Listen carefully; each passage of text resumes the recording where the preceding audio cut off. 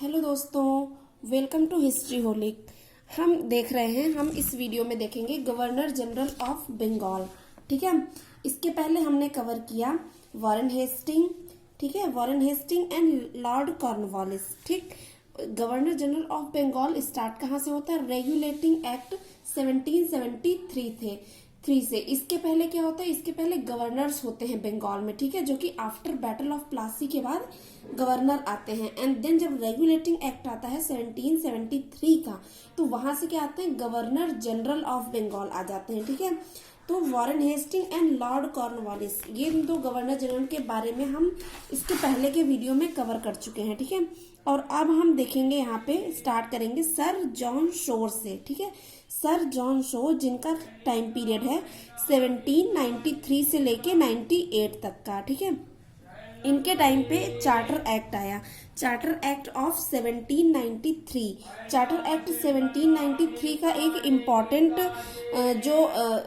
Important आप बोल सकते हैं रूल रेगुलेशन या इम्पॉर्टेंट एक उसकी बात जो थी वो थी पॉलिसी ऑफ नॉन इंटरफेरेंस। यानी कि इसके पहले जो गवर्नर जनरल्स या जो ईस्ट इंडिया कंपनी थी, जो यहाँ के जो छोटी छोटी रियासतें थी, प्रिंस थे, इनके बीच में जो इंटरफेयर कर रही थी, लड़ाई लगवाना, लड़ाई करवाना, खुद भी उसमें भाग पार्टिसिपेट करना, तो वो सारी चीजें अब नहीं करेगी। नॉन इंटरफेरेंस की पॉलिसी आ गई कि यहाँ के इंडियन किंग्स के, इंडियन राजाओं के बीच में जो भी हो, लेकिन उसमें ईस्ट इंडिया कंपनी का कोई इंटरफेरेंस नहीं होना चाहिए। ठीक है, इनके टाइम पे एक संस्कृत डिग्री कॉलेज खोला गया, कहाँ पे? बनारस में। ठीक, और जो लैंड ओनर्स थे उनको जमींदार, यानी कि जो जमींदार थे उन्हीं को लैंड ओनर्स बना दिया गया। ठीक है, सर जॉन शोर के टाइम पे, जिसका टाइम पीरियड 1793 से लेके 1798 तक था। और फिर आते हैं लॉर्ड वेलेजली। ठीक, लॉर्ड वेलेजली, जिनका टाइम पीरियड 1798 से लेके 1805 तक था। ठीक है, इनके टाइम पे एक जो इम्पोर्टेंट चीज हुई वो था introduction of subsidiary alliance in 1798। Subsidiary alliance क्या था? सब्सिडियरी अलायंस में होता था मेनली कि जैसे कि आप देखेंगे अभी बाद में डलहौजी की आएगी डॉक्ट्रिन ऑफ लैब्स, उसी तरह इसी के बेसिस पे, हालांकि वो काफी डिफरेंट थी सब्सिडियरी अलायंस में।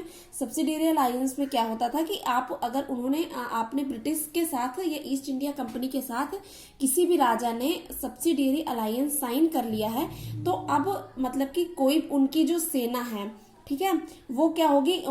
ईस्ट इंडिया कंपनी के कंट्रोल में होगी। ठीक है, अब जो भी राजा ये अलायंस जो भी साइन करेगा, ठीक है, वो बिना ईस्ट इंडिया कंपनी के परमिशन के किसी से भी कोई वॉर नहीं कर सकता, कोई ट्रीटी नहीं कर सकता। ठीक है, अपना एक ईस्ट इंडिया कंपनी का एक आदमी, एक दूत, एक एम्बेसडर, कुछ भी कहिए, वो उनको अपने कोर्ट में रखना होगा। इस तरह की कुछ शर्तें, कुछ पॉइंट्स होते थे किसमें? सब्सिडियरी अलायंस में। तो सब्सिडियरी अलायंस किसका है? लॉर्ड वेलेजली का है। ठीक है, और सब्सिडियरी अलायंस को साइन करने वाला सबसे पहला स्टेट कौन सा था? हैदराबाद। ये डायरेक्ट क्वेश्चन भी आता है एग्जाम में कि कौन सा स्टेट सबसे पहले सब्सिडियरी अलायंस साइन करता है और कौन सा सबसे लास्ट में। ठीक है, तो सबसे पहले फर्स्ट स्टेट जो था साइन करने वाला वो था हैदराबाद, जो कि 1798 में साइन किया था। मैसूर 1799 में, तंजौर 1799 में, अवध इन 1801, पेशवा 1802 में, भोसले 1803, सिंधिया 1804 में। ये सब वो स्टेट्स हैं जिन्होंने सब्सिडियरी अलायंस साइन किया। ठीक है, लॉर्ड वेलेजली का। इसके बाद फिर एक लॉर्ड वेलेजली का एक इम्पॉर्टेंट काम क्या होता है? ये ट्रेनिंग के लिए जो आईसीएस एग्जाम जो कि लॉर्ड कॉर्नवालिस ने स्टार्ट किया था, आपने इसके पहले देखा कॉम्पिटेटिव एग्जाम, लॉर्ड कॉर्नवालिस ने आईसीएस और आईपीएस का एग्जाम शुरू किया था। ठीक है, तो उसकी ट्रेनिंग के लिए इन्होंने एक फोर्ट विलियम कॉलेज इस्टेब्लिश किया इन 1800 में। ठीक है, 1800 में इन्होंने एक फोर्ट विलियम कॉलेज इस्टेब्लिश किया। उसके बाद इन्हीं के टाइम पे फोर्थ मैसूर वॉर होता है, टीपू सुल्तान और वेलेजली के बीच में, ईस्ट इंडिया कंपनी में। ठीक है, जिसका टाइम पीरियड होता है 1799। इसमें कोई ट्रीटी नहीं होती क्योंकि यहीं पे मैसूर वॉर खत्म हो जाता है, टीपू सुल्तान को मार दिया जाता है। ठीक है, उसके बाद आता है सब्सिडियरी में ट्रीटी ऑफ बसेन होती है। ठीक है, मराठा के साथ ट्रीटी ऑफ बसेन 1802 में, and then second Maratha war होता है 1803 एंड 1804 1805 में। और एक इम्पॉर्टेंट चीज होता है फॉर्मेशन ऑफ मद्रास प्रेसिडेंसी। बहुत सारे एग्जाम में ये भी डायरेक्ट क्वेश्चन आता है कि कौन सी प्रेसिडेंसी का फॉर्मेशन किसके टाइम पीरियड पे हुआ। तो मद्रास प्रेसिडेंसी का फॉर्मेशन लॉर्ड वेलेस्ली के टाइम पीरियड पे हुआ। ठीक है, लॉर्ड वेलेस्ली ने फॉर्मेशन किया किसका, मद्रास प्रेसिडेंसी का। अब आते हैं हम सर जॉर्ज बर्लो। सर जॉर्ज बर्लो का टाइम पीरियड है 1805 से 07, यानी बस ये 2 साल के लिए थे। और इनके टाइम पीरियड में सिर्फ एक वेलोर म्यूटिनी हुई थी जो कि 1806 में हुई थी। उसके बाद आते हैं हमारे पास लॉर्ड मिंटो फर्स्ट, 1807 से लेके 13 तक। इनके समय पे हुआ था क्या, treaty of Amritsar with Ranjit Singh in 1809 में ट्रीटी ऑफ अमृतसर हुआ था रंजीत सिंह के साथ। ठीक है, और एक इम्पॉर्टेंट काम क्या हुआ था, चार्टर एक्ट 1813 का चार्टर एक्ट भी इन्हीं के टाइम पे पास हुआ था। जो ये एक्ट्स आ रहे थे रेगुलेटिंग एक्ट्स, और ये इनका क्या था, 20-20 साल का इनको ईस्ट इंडिया कंपनी को पास मिलता था, है ना, कि अब 20 साल तक आपको पास मिल गया, 20 साल तक इंडिया में अपना जो भी कॉलोनी हो, जो भी आपको करना है आप कर सकते हैं। तो 20-20 साल, जैसे कि आप देखेंगे एक 73 में आया, उसके बाद 93 में आता है, एंड देन जो है 1813 में आया, फिर 1833 में आता है। इसी तरीके से 20-20 साल करके ये आगे बढ़ता है। ठीक है, तो चार्टर एक्ट 1813 का चार्टर एक्ट बहुत इंपॉर्टेंट। ये जितने भी एक्ट्स हैं ये सब हम एक अलग सेपरेट वीडियो में कवर करेंगे। ठीक है, तो अभी हम देखते हैं चार्टर एक्ट ऑफ 1813 किसके टाइम पीरियड पे आया, लॉर्ड मिंटो फर्स्ट के टाइम पीरियड पे। ठीक, और उसके जो ट्रेड की मोनोपोली थी वो इसी एक्ट के थ्रू खत्म की गई थी। 1813 का जो चार्टर एक्ट था उसी के थ्रू जो ईस्ट इंडिया कंपनी की मोनोपोली थी ट्रेड में इंडिया में, उसको खत्म किया गया था। ठीक है, एक्सेप्ट चाइना में ट्रेड एंड टी में ट्रेड। जो टी यानी कि चाय का जो ट्रेड होता था वो, और जो चाइना से ट्रेड होता था, उसके अलावा जितने भी ट्रेड थे उन सब से मोनोपोली खत्म कर दी गई थी, यानी कि फ्री ट्रेड कर दिया गया था। इसके बाद आते हैं हमारे पास कौन, लॉर्ड हेस्टिंग्स। लॉर्ड हेस्टिंग्स का टाइम पीरियड है 1813 से लेके 23 तक। इनके टाइम पीरियड पे एक होता है वॉर विद नेपाल, नेपाल के साथ वॉर होता है जिसको कि गोरखा वॉर भी बोलते हैं, और ये है 1814 से लेके 16 तक। और इसमें होता है ट्रीटी ऑफ सगौली, सगौली की ट्रीटी होती है 1816 में। ठीक है, उसके बाद आता है made Marquis of Hastings in 1816।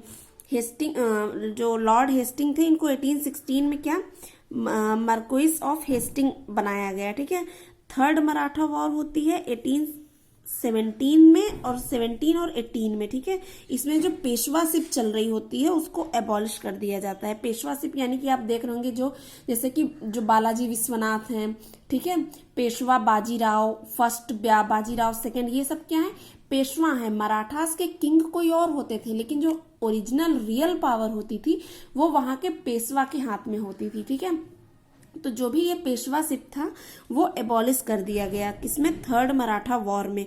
तो आप ये भी क्वेश्चन आ सकता है कि एबॉलिशन ऑफ पेशवाशिप किसके टाइम पीरियड पे हुआ, तो वो लॉर्ड हेस्टिंग्स के टाइम पीरियड में एबॉलिशन ऑफ पेशवाशिप हुआ। ठीक है, उसके बाद बॉम्बे प्रेसिडेंसी का इन्होंने क्रिएशन किया, फॉर्मेशन किया 1818 में। इससे पहले आपने देखा मद्रास प्रेसिडेंसी का फॉर्मेशन। ठीक है, मद्रास प्रेसिडेंसी का फॉर्मेशन जिसको कि लॉर्ड वेलेस्ली ने किया था, और ये है बॉम्बे प्रेसिडेंसी। बॉम्बे प्रेसिडेंसी का फॉर्मेशन किसने किया, लॉर्ड हेस्टिंग्स ने किया 1818 में। एंड देन इनके टाइम पे होता है पिंडारी वॉर जो कि 1818 में होता है। ठीक है, एंड देन एक इंपॉर्टेंट चीज होता है इंट्रोडक्शन ऑफ रियोतवारी सेटलमेंट। ठीक है, इसके पहले आपने देखा था क्या, परमानेंट सेटलमेंट। परमानेंट सेटलमेंट जो कि 1793 में लॉर्ड कॉर्नवालिस के टाइम पीरियड पे हुआ था, उन्होंने किया था।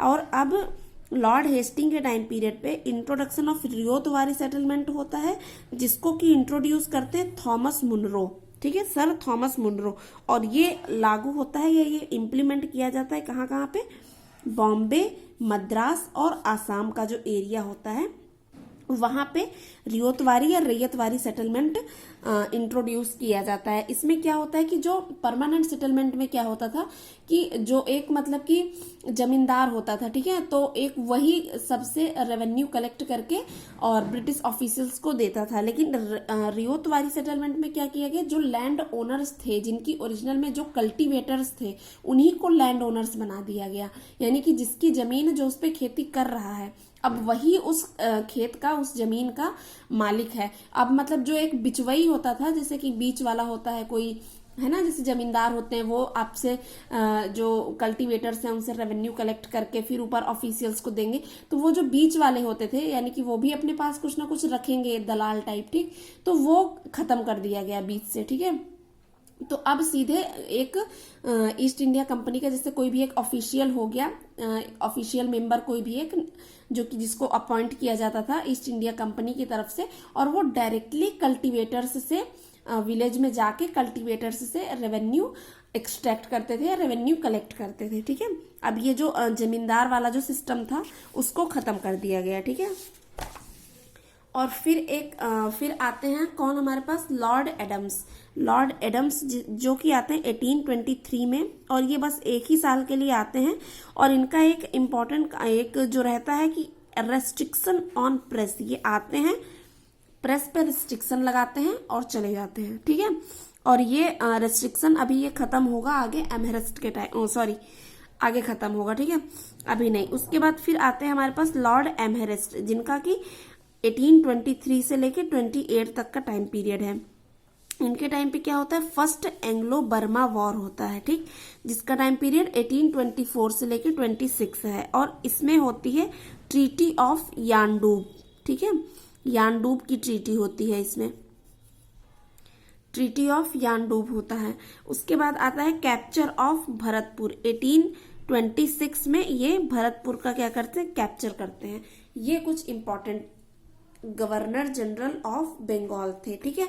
अब हम इसके नेक्स्ट वीडियो में कवर करेंगे गवर्नर जनरल ऑफ इंडिया, ठीक है, जो कि पहले गवर्नर जनरल ऑफ इंडिया कौन थे, लॉर्ड विलियम बेंटिक, ठीक। अब इन सब के बारे में हम किसमें कवर करेंगे, नेक्स्ट वीडियो में कवर करेंगे। तब तक के लिए थैंक यू। और अगर आपको वीडियो अच्छा लगा हो तो please like, share and subscribe. Thank you.